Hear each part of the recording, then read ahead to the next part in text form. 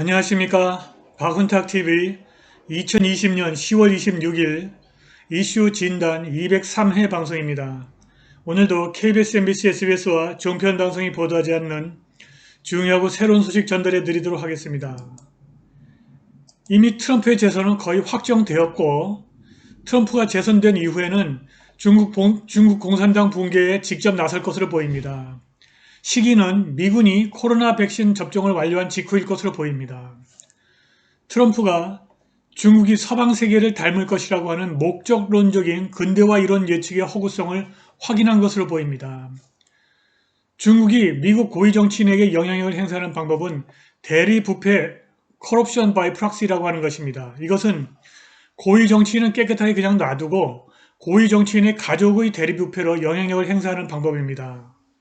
2014년부터 15년에 오바마, 커리 국무장관 그리고 바이든이 중국이 남중국해에서 군사기지를 건설하는 도발을 수수방관했습니다.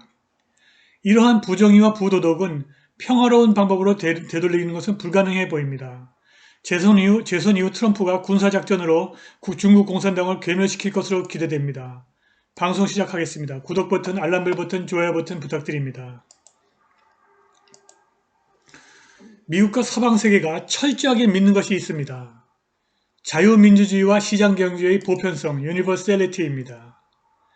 제3세계 국가들이 자동적으로 자유민주주의와 시장경제로 가게 된다는 것입니다. 바로 이것이 미국과 서방 세계를 종착점으로 하는 목적론적인 근대화 이론, 텔리올로지컬 모더니제이션 티오리입니다. 저도 유니버시티 오브 조지아 대학원 박사과정에서 학위를 받기 위해서 퀄리파잉 exam을 봤는데 그때 근대화 이론에 관해서 수십 장을 썼고 한 며칠 동안 손에 마비가 와서 아무 짓도 못했습니다. 그런데 목적론적 근대화 이론에 반대하는 이론가도 많습니다. 베링턴 무어 주니어가 그 대표적인 학자입니다. 그리고 정치사회학자 마이클 만은 그의 방대한 저서 The Sources of Social Power에서 기독교 정신이 깔려 있어야만 자유민주주의와 시장경제가 발생할 수 있다고 설파했습니다. 트럼프는 목적론적인 근대화 이론을 믿지 않는 최초의 미국 대통령입니다. 그는 중국이 미국과 서방 세계와 무역을 하게 되면 자동적으로 자연스럽게 자유민주주의와 시장경제를 하게 될 것이라고 하는 이 목적론적인 근대화 이론의 허구성을 정확하게 간파했습니다. 사실 중국은 목적론적 근대화 이론의 예측에서 벗어나기 위해서 미국 시스템 붕괴를 집요하게 추진해 왔습니다. 다행스럽게도 트럼프가 중국의 미국 붕괴 정책을 정확하게 파악했습니다. 그런데 이미 미국 고위층의 상당한 부분이 중국의 고객과 대변인 역할을 하고 있습니다. 평화로운 방법으로는 미국이 중국의 거머리 같은 미국 파괴 정책에서 벗어날 수 없는 지경에 이르렀고 트럼프는 이러한 사실을 정확하게 인지하고 있는 것 같습니다. 거의 확정적인 재선 이후 트럼프는 공산당을 괴멸시킬 것으로 보입니다. 원래 미국의 공화당은 민주당이 시작한 전쟁을 끝내는 정당이지 새로운 전쟁을 시작하는 정당이 아닙니다. 그런데 트럼프가 공화당의 이러한 전통을 깰 것으로 보입니다. 미국이 마하 20으로 날아가는 극초음속 미사일을 핵 잠수함에 실전 배치하기 시작했고 그 현장을 백악관 안보보좌관 오브라이언이 확인했습니다.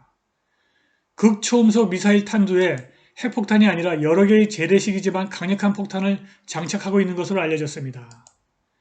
아마 트럼프는 바로 지금이 중국 공산당 괴멸을 위한 마지막 기회라고 판단하는 것 같습니다. 트럼프 재선 이후 조만간 어느 날 갑자기 트럼프의 작전이 시작될 것 같습니다. 이렇게 되면 중국 공산당은 거짓 평화 공세를 펼 것입니다. 그러나 중국 공산당 붕괴는 그들이 자초한 것입니다. 오늘 방송은 중국이 미국을 파괴하기 위해서 사용해온 교묘하고 교활한 방법에 관해서 알아보겠습니다. 미국 민주당이 이러한 중국 공산당의 마수에 제대로 걸려들었습니다. 중국 본토에서 아주 드물게 한 전직 백악관 고위 관료가 전 세계를 향해서 중국 공산당의 영향력 남용과 사악한 영향력에 맞서 마구 떠들어대야 한다고 촉구했습니다. 우리가 정직하게 말하고 그리고 대중과 우리의 친구들에게 우리의 적에 관해 말할 때 민주주의는 가장 안전한 곳이다 라고 미국의 국가안전자문위원 매튜 포팅허가 말했습니다. 그는 트럼프 행정부의 중국 정책 형성에서 중요한 역할을 하고 있는데 10월 23일 영국의 싱크탱크 팔러스 익스체인지에게 보낸 온라인 연설에서 위와 같은 말을 했습니다. 독재자들은 민주주의가 침묵을 지키도록 윽박지르기 때문에 진실을 말하는 것은 독재자에 대한 전투행위라고 그가 말했습니다. 중국 공산당이 은밀한 연합전선 유나이티드 프론트의 활동을 2배로 늘렸다고 그가 말했습니다. 공산당 지도자들이 마술적 무기라고 추켜세운 연합전선 작전은 북경의 정책을 추진하는 북경이 통제하는 조직과 국내외의 순치된 반체제 인사들의 매우 자비로워 보이는 네트워크입니다. 중국 공산당의 목표는 선발 또는 협박을 통해서 사람과 국가를 북경의 위대한 야심에 전적으로 협조하는 역설적 사고방식, 패러독시컬 마인드셋으로 몰아넣는 것이라고 그가 말했습니다. 이 역설적 사고방식이라는 것은 월요일에는 북경이 위협이라고 보기에는 너무 이르다라고 말하고 금요일에는 그들은 위협이다. 맞아. 그런데 지금 우리가 무슨 조치를 취하기에는 너무 늦었어 라고 말하는 것이라고 합니다. 포팅어는 뉴질랜드 학자 앤 메리 브래디를 인용했는데 그녀는 북경의 글로벌 영향력 작전을 연구하는 전문가입니다. 그녀는 연합전선이 우리의 정치 시스템을 침식하고 부패하게 만들고 약화시키고 그리고 분열시킨다. 그것은 우리 대중매체의 비판 기능을 없앴고 돈으로 우리의 엘리트를 중국 공산당의 고객과 대변인으로 만들었다고 말했습니다. 브래디는 그녀가 재직하고 있는 대학교에 조사를 받고 있습니다. 북경이 이 대학교에게 중국 군대와 뉴질랜드 학교의 연계를 상세하게 찾아내는 브래디의 새로운 연구에 대해서 불평을 늘어놓았기 때문입니다. 중국과 극히 친해지고 일부 진실을 감추면 중국과 생각지도 못한 행복한 양자관계로 이어진다고 포팅어가 영국 싱크탱크와 포럼에서 말했습니다. 그러나 호주가 무모하게 북경에게 코로나 바이러스 팬데믹 조사를 요구하자 북경이 호주에게 무역보복을 하겠다고 위협했습니다. 2018년 수많은 인맥을 쌓고 있는 워싱턴 포스트의 컬럼니스트 좌슈아 로기는 중국이 수년에 걸쳐 미국에서 영향력 네트워크를 형성해 왔는데 미국 정부는 중국이 원하는 것을 얻기 위해서 그것을 무기화하기로 결정할 가능성에 대비하고 있다고 말했습니다. 비록 북경이 러시아처럼 서방에서 적극적인 조치를 사용하는지 알 수 없으나 그것을 전개하는 것은 오로지 정치적 계산의 문제입니다. 중국 공산당의 가장 대담한 침투 작전들 중 하나인 1996년 차이나 게이트에서 최고위 정보기관 요원들이 백악관에서 순진한 클린턴 대통령을 만났습니다. 중국이 클린턴에게 엄청난 기부금을 줬고 민주당이 중국 군대와 연결되었습니다. 북경은 1970년대부터 미 하원에서 영향력을 확보하기 위해서 갖은 시도를 다해왔습니다. 중국 공산당의 국제연락부 그리고 국제우정접촉중국협회 와 같은 중국 공산당과 연결된 조직의 활동을 통해서 중국이 일부 영향력 있는 친구들을 만들었습니다. 그럼에도 불구하고 비록 때때로 친중 하원 의원들의 영향력에 의해서 목소리가 들리지 않은 때가 있었으나 하원 의원 대부분은 중국에 대해서 회의적이었습니다. 그러나 민주당 시절의 백악관, 대통령, 관료, 싱크탱크 그리고 기업 로비스트 집단이 모두 북경의 매수 타깃이었고 효과가 있었습니다. 최근까지 워싱턴 DC의 거의 모든 행위자들과 그 밖의 인사들이 중국의 평화로운 상승, Peaceful Rise of China를 그리고 건설적 참여, Constructive Engagement이라는 헛소리를 믿었습니다. 그들은 중국이 경제적으로 발전하면 자유주의 국가로 변신할 것이라고 하는 목적론적인 근대화 이론에 근거한 확신을 갖고 있었습니다. 실제로 중국 공산당 내부에서 자유주의 파벌이 증가하면서 강경파와 투쟁이 있었습니다. 그러나 북경이 미국의 제도적 순진성을 이용해서 미국을 파괴하는 공작을 진행해 왔습니다. 이렇게 순진한 견해에 집착하는 많은 미국인들은 그것과 상반되는 명백한 증거에도 불구하고 이미 중국에 엄청난 개인적 투자를 해놓은 상태가 되었습니다. 발을 뺄 수가 없게 된 것입니다. 억만장자이고 뉴욕 시장을 지낸 마이클 블룸버그가 뒤늦게 미국 대선 전에 뛰어들었는데 그는 미국에서 가장 영향력이 큰 친중 인사입니다. 그는 이미 중국에 방대한 투자를 했고 트럼프의 관세 전쟁에 반대하고 중국 체제의 대변인 역할을 하고 있습니다. 블룸버그는 2019년 시진핑은 그의 유권자를 만족시켜야 한다면서 시진핑은 독재자가 아니다라고 이상한 말을 했습니다. 어디가 많이 좀 모자라는 것 같습니다. 워싱턴 포스트의 좌시 로기는 블룸버그의 중국 정부의 성격과 야심에 대한 오판은 미국의 안보와 외교 정책에 막대한 타격을 줬다. 그는 이미 실패한 것으로 확정된 순진한 참여 정책과 희망적 사고를 변호하고 있다고 강조했습니다.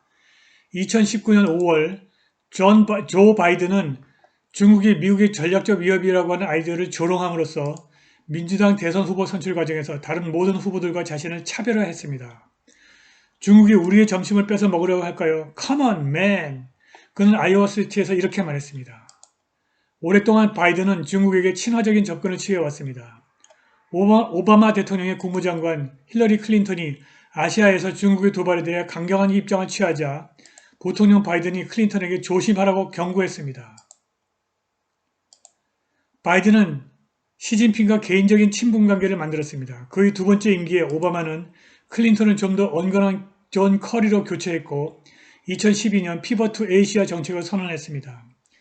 민주당은 시진핑이 약속을 깨고 남중국해에서 불법적으로 군사기지를 건설하는 것을 팔짱을 끼고 수수방관했습니다. 약속을 깨는 것은 중국 공산당의 거대한 전략적 이점입니다. 조 바이든은 이미 많은 중국 전문가와 대부분의 워싱턴 정치 세력이 내다버린 중국이 결국 책임있는 국제사회의 이해 당사자가 될 것이라는 아이디어에 지금도 집착하고 있습니다. 바이든은 중국의 인권 침해에 관해서 언급했으나 여전히 중국의 평화로운 상승이라는 아이디어를 믿고 있습니다. 그리고 중국 공산당이 그의 아들 헌터 바이든의 사업을 도움으로써 조 바이든의 이러한 믿음을 유지하고 있다는 명백한 증거가 나왔습니다. 2019년 피터 슈바이저가 출판한 책 시크릿 엠파이어에서 그 증거의 상세한 내용이 있습니다. 중요한 것은 바이든의 도덕적 해이가 아니라 중국 공산당이 미국의 고위 정치인들에게 영향력을 행사하는 방법입니다. 대리부패, corruption by proxy가 바로 그것입니다. 고위 정치인 자신이 아니라 그의 가족 구성원에게 돈을 주어서 그에게 영향력을 행사하는 것입니다. 바로 이것이 북경에서 떵떵거리는 붉은 귀족, 레드 에리스토크라시를 만드는 방법입니다. 2014년과 2015년 오바마 대통령, 국무장관 커리 그리고 부통령 바이든이 수수방관하는 가운데 북경이 남중국해에서 군사기지를 건설했습니다. 재선 이후 트럼프는 이 모든 부도덕과 부정의를 되돌려 놓으려고 할 것입니다. 그런데 그것이 평화로운 방법으로 가능할 것 같지 않습니다. 미국이 전 세계 어디로든 단 1시간 안에 충분한 군사 장비와 병력을 파견할 수 있도록 하겠다고 합니다. 그리고 마하 20의 극초음속 미사일에 여러 개의 재래식 탄두를 장착하고 이것을 실전에 배치하고 있습니다. 2021년 미군 병사들이 코로나 바이러스 백신 접종이 완료되면 아마도 엄청난 규모의 군사작전이 시작될 것으로 보입니다. 오늘 방송은 여기까지입니다. 후원과 자발적 구독료 부탁드립니다. 감사합니다.